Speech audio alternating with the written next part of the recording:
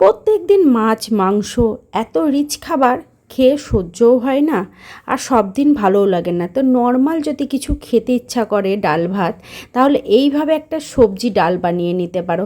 আর দেখতেই পাচ্ছ আমি সবজির ভিতরে সমস্ত কিছু দিয়েছি। এখানে মুগ ডাল, অরলের ডাল দিয়েছি, শাক দিয়েছি, টমেটো, চাল কুমড়ো, সোয়াবিন ভিজিয়ে দেখতে পাচ্ছ দিয়েছি, পেঁপে, কচু, আলু, পটল, গাজর, বিট, লাফা আছে, লাল কুমড়ো আছে, ঝিঙে আছে। তোমাদেরকে তো দেখালাম সব রকম সবজিই আছে, মানে যেটা আমার ঘরে যে সবজিগুলো ছিল সেগুলো সমস্তই দিয়ে দিয়েছি।